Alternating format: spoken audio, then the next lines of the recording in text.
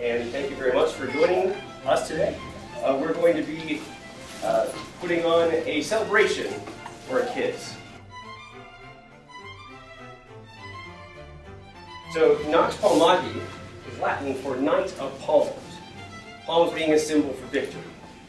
So, this is a celebration of the kids triumphing over their year, their studies, accomplishing all their goals, and also graduating to the next level.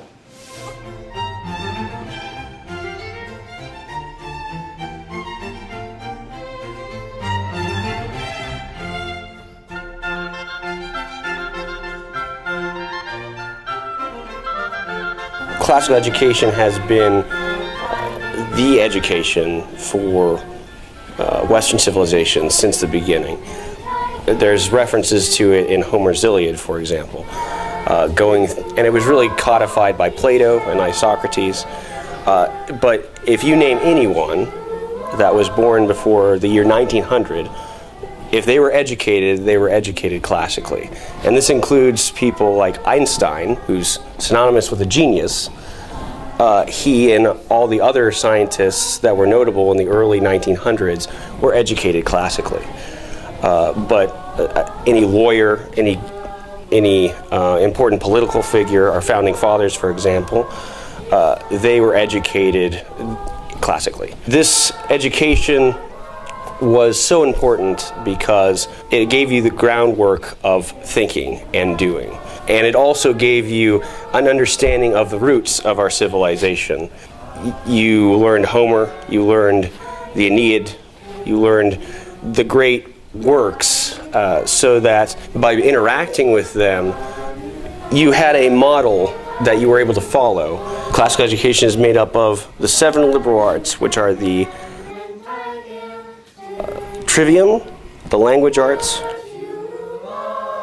and the quadrivium, the mathematical arts.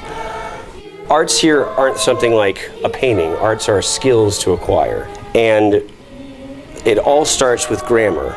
You need to understand the parts of a sentence, the subject, the verb, any sentence complements. If you are unable to communicate with others, that's one of the most basic skills in any organization, whether you're at the very bottom or the top. And classical education gives you all the components of communication. Our students have tested between the top 15 and the top 10% in the nation in the past 3 years. Is that just a happenstance? It can't be, because in the past 3 years we have improved our test scores from previous years. So what is it that we're doing here that's causing our students to grow? Reading, writing, arithmetic. We teach those things very, very well. We teach the basics of language, the vocabulary. We teach Latin, which is 60% of our vocabulary, and it gives us a way of understanding our own language that a study of any other language couldn't give us. We also study the classical world, which gave us everything that we have today. So if we really want to understand the world that we live today, we have to go in the past. The college of your choice will be looking for good SAT scores and good test scores. We've already offered good test scores in the Iowa basic tests. We're in the top 15 to 10% of the nation. This past year, we've been in the top 10. We've improved each student's test scores in the past 3 years we've been here. Some of the students are in the top 1% of their grade level. We are showing that we're able to provide the education that will allow them to work well in college, in the public system. In our day and age, we try and focus too much on trying to make sure that they're effective people at this job or that job, whereas the liberal education focuses on the things that underline all jobs. Our biggest class currently is 5 kids for one teacher, so that we have the ability to cater directly to each individual student. So if your student has any particular needs or problems, if they need to be rigorously drilled in one area, or just we need to give them special attention, this is a particularly great school for them, because our faculty are able to focus on them. This was the education that was thought to provide the best preparation for law school, for government, for science. Again, I'll stress Einstein was educated in this way.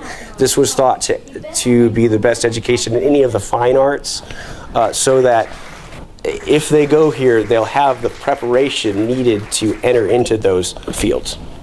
I think the purpose of our literature is the big difference. I think there's an emphasis on public education, on presenting literature that reflects real life, and that's often grittier and often cruder, because real life is supposedly cruder. And they definitely just do not teach things like fairy tales or good children's literature as we do here. I think that's a big mistake, because when they're younger, they're influenced by the world around them. They're able to really imbibe what's being taught to them.